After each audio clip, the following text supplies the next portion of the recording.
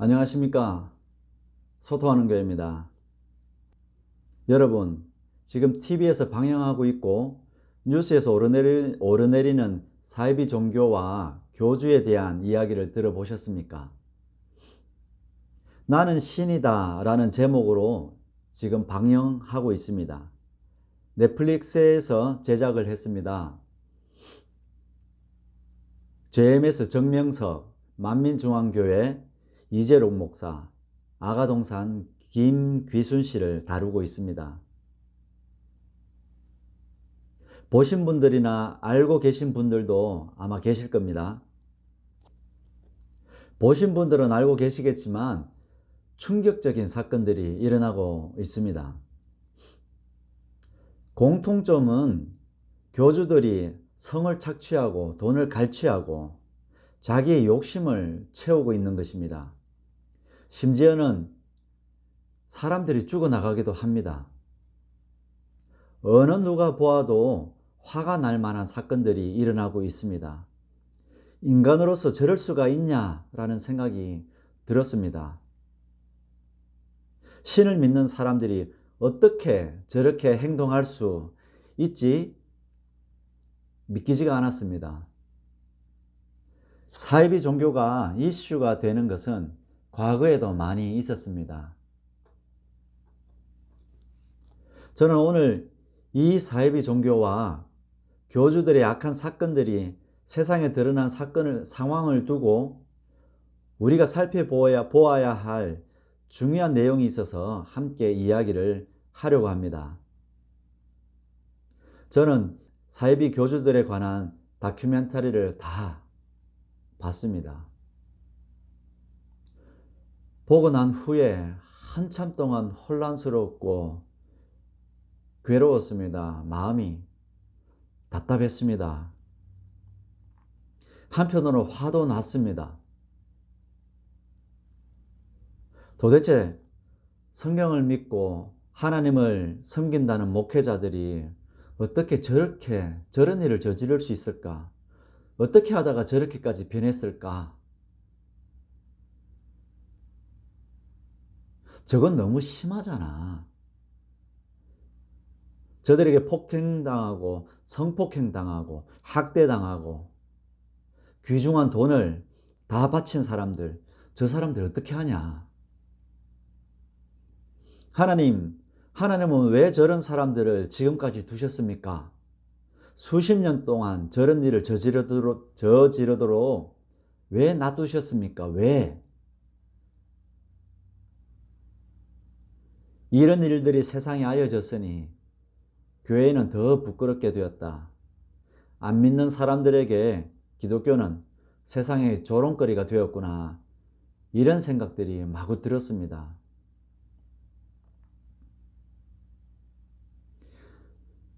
하나님 입장에서도 부끄러운 일이 아닐까 생각을 해 보았습니다. 마음에는 온갖 복잡한 생각이 들었고 아무리 고민을 해봐도 답이 나오지 않았습니다. 마음이 시원하지가 않았습니다. 그래서 몇 날 며칠 고민하다가 저의 생각하는 관점을 바꾸기 시작했습니다.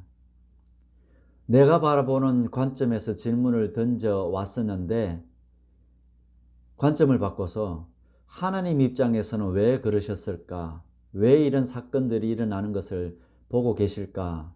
라고 생각을 바꾸어 보았습니다.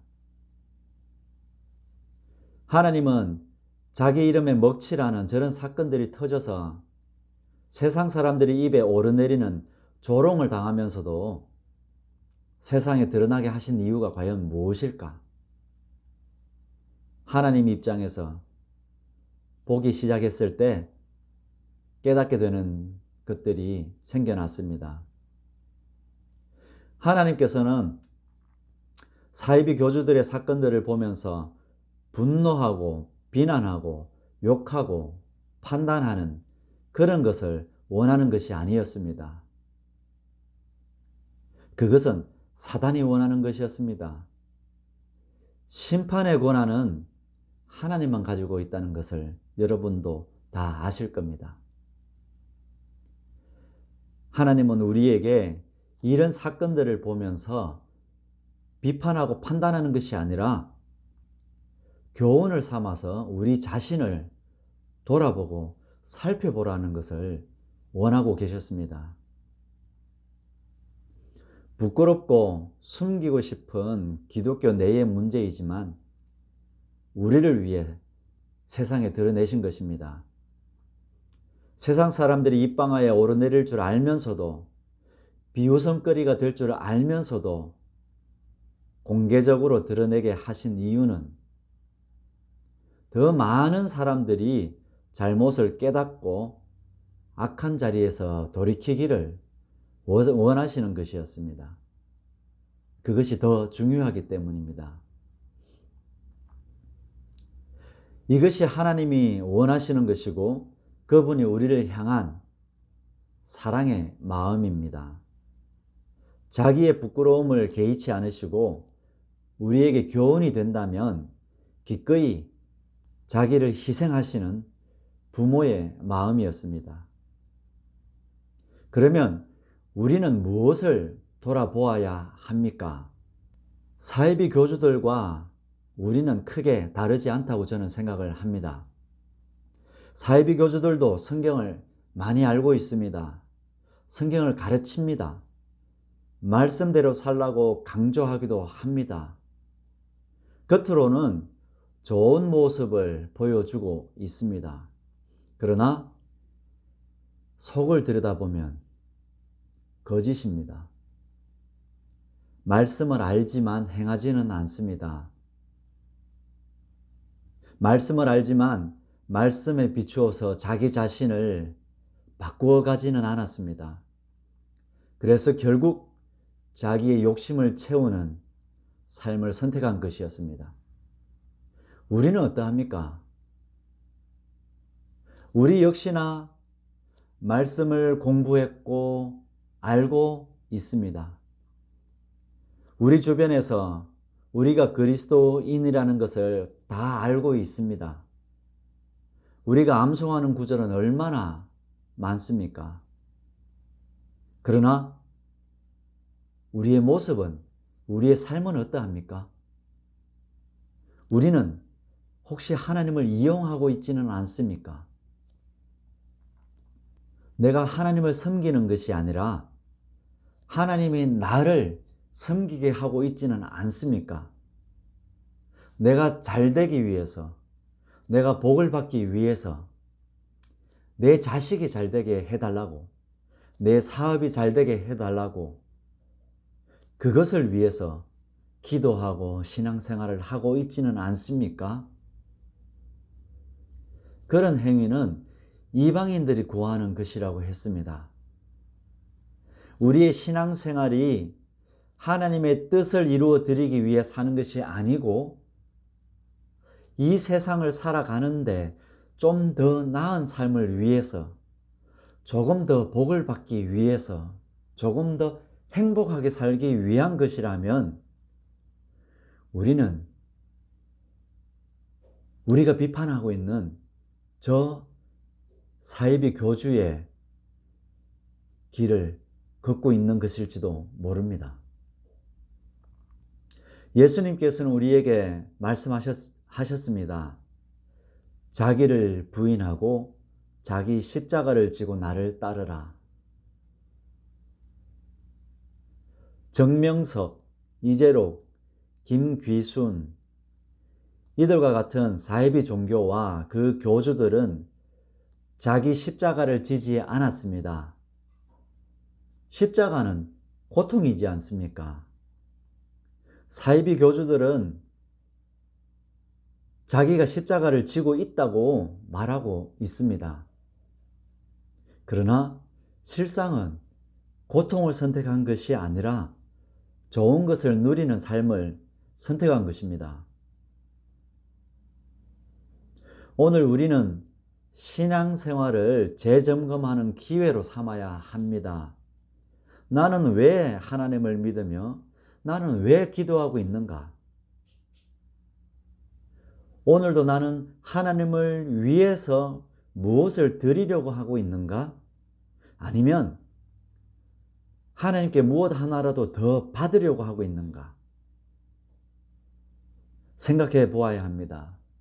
나는 저 비난의 대상이 되고 있는 사이비 교주들과 무엇이 다른가? 나는 그들보다 무엇이 더 나은가? 생각해 보아야 합니다. 오늘 이 영상을 이제 마무리 지으려고 합니다. 여러분, 우리는 연약해서 자주 넘어지고 쓰러집니다. 그것을 하나님도 알고 계십니다. 우리는 죄를 짓기도 합니다. 나뿐만 아니라 내 주위에 신앙의 동지들도 그러합니다. 그런 잘못된 모습을 보고 비판하는 것은 우리의 몫이 아닙니다. 사단은 우리에게 유혹합니다. 비판하고 판단하라고 합니다. 그러나 예수님은 마태복음 7장 1절에서 6절을 보면 먼저 자신의 눈에서 들보를 빼라고 합니다. 심판하는 권한은 하나님께만 있습니다. 우리는 용서하는 마음을 가져야 합니다. 우리도 그렇게 넘어질 수 있기 때문입니다. 사이비 종교와 교주들의 사건뿐만 아니라 뉴스에 오르내리는 목회자들, 그리스도인들의 잘못을 비판하기보다는 용서하는 마음과 불쌍히 여기는 마음을 가지기를 하나님께서는 원하고 계십니다. 그리고 그 사건들을 보면서 거울 삼아서 나를 살피고 나를 돌아보는 시간을 가지기를 하나님께서는 원하십니다. 소통하는 교회 구독자 여러분, 그리고 시청자 여러분,